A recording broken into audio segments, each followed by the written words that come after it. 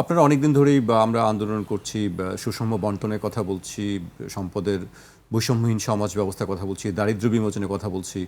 আমরা আসলে কতটুকু এগোতে পারলাম এই সব বিষয়গুলোতে? এই চিঠিটা একটা সামাজিক গবেষণার একটা উপকরণ হতে পারে। এর মধ্যে দিয়ে কতগুলো বিষয় বেরিয়ে এসছে যে মাদ্রাসায় ছাত্ররা কি খায়, কেন, আর্থিক কারণটা কি। দুই, এই চিঠিটা ছাত্রকে লুকিয়ে মায়ের কাছে দিতে হচ্ছে। তিন, মা তারপরে দেখা করতে গেলে কর্তৃপক্ষ তার সঙ্গে দেখা করতে দিচ্ছে না। এই তিনটা বিষয় তো এখান থেকে বেরিয়ে এলো, একটা চিত্র বেরিয়ে এলো এখান থেকে।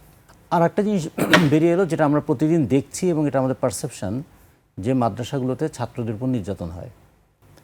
আবার এটাও আমাদের অবজারভেশন যে মাদ্রাসাগুলোতে দরিদ্র পরিবারের ছেলেমেয়েরা অন্তত দুবেলা খেতে পায়। 3 নম্বর হচ্ছে এই মাদ্রাসাগুলো চলে মূলত মানুষের দানে এবং অনুগ্রহে। আর চতুর্থত, এই মাদ্রাসাগুলোতে যে শিক্ষায় তারা শিক্ষিত হয় সেটা দেশের সামগ্রিক আমাদের যে চাহিদা তার সঙ্গে কতখানি সঙ্গতিপূর্ণ সেটা নিয়েও কিন্তু নানা প্রশ্ন আছে।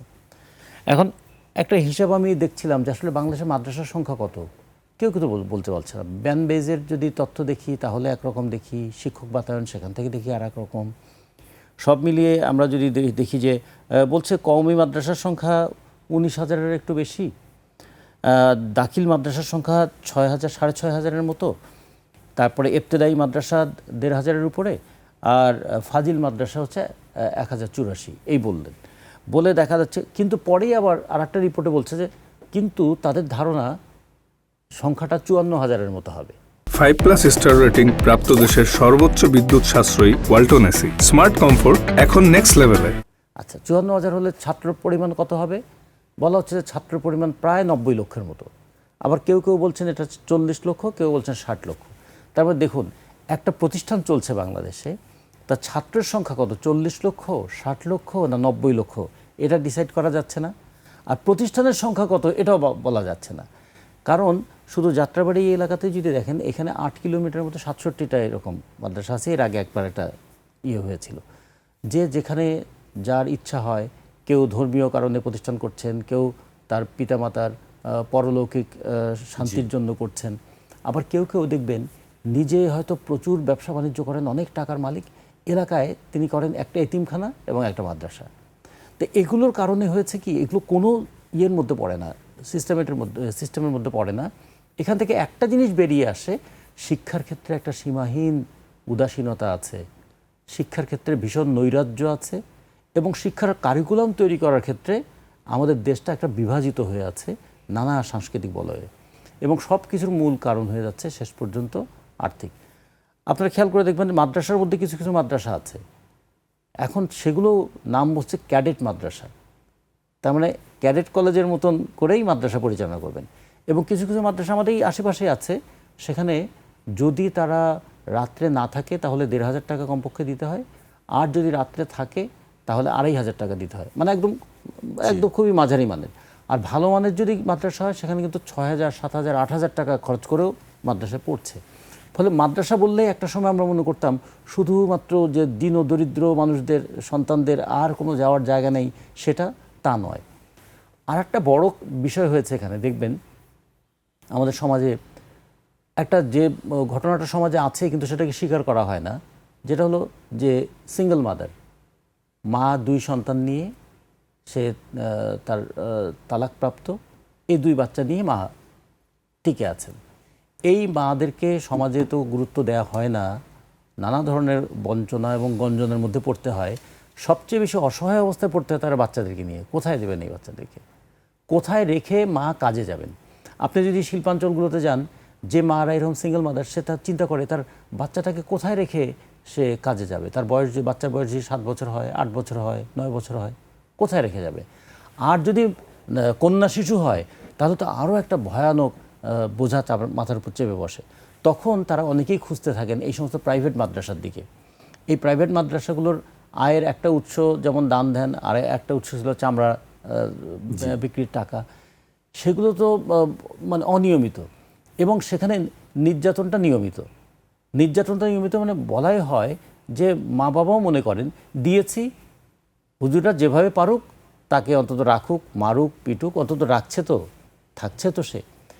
এর মধ্য দিয়ে যে প্রজন্মটা গড়ে উঠছে, এই প্রজন্ম কি গণতান্ত্রিক চেতনা নিয়ে গড়ে উঠবে? এই প্রজন্ম কি মানুষের প্রতি দায়িত্ব, ভালোবাসা এগুলো নিয়ে গড়ে উঠবে? কিন্তু সে তো কোনো দায়িত্ব, ভালোবাসা কোনোদিন দেখে নাই।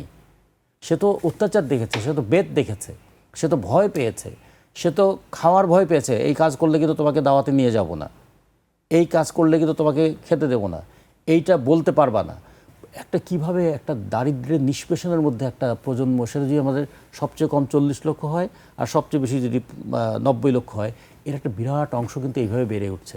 ফলে আমাদের রাষ্ট্রের এই জায়গাটা নজর দেওয়া উচিত। আমরা যেমন এখন অনেক কথা বলছি না, আমরা সেফটি নেটের কথা বলছি। 145 ধরনের সেফটি নেট ছিল, সেটাকে কমিয়ে এখন 95টাতে নিয়ে আসা হয়েছে।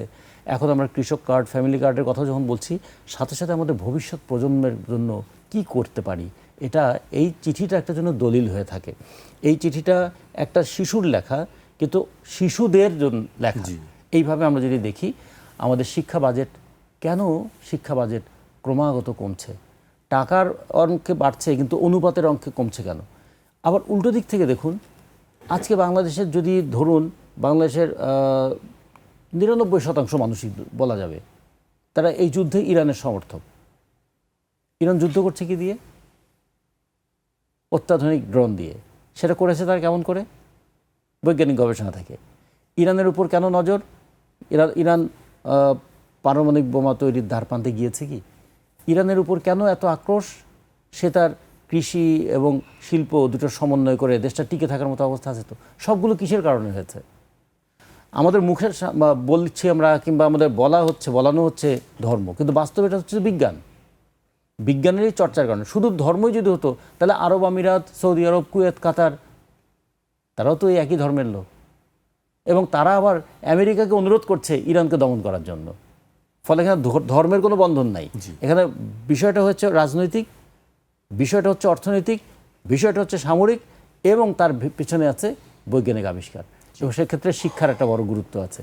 এগুলো যদি আমাদের একটু বিবেচনা করা যায়, তাহলে এই মাদ্রাসাগুলো নিয়ে এক ধরনের আমাদের মধ্যেও এক ধরনের তাচ্ছিল্যের মনোভাব আছে। মাদ্রাসা শুনলেই তাচ্ছিল্য করার একটা মনোভাব আছে, মাদ্রাসা মানেই উপেক্ষা করার একটা মনোভাব আছে। উপেক্ষাটা তো আমরা দেখছি, তাচ্ছিল্য করাটা বন্ধ করতে হবে। বন্ধ করে এটা দায়িত্বের জায়গায় নিয়ে আসতে হবে। এই বাচ্চারা তো আমাদের, এটা তো আমাদের দেশের সন্তান, তাদের প্রতি রাষ্ট্র এবং সমাজের একটা দায়িত্ব পালন করা উচিত।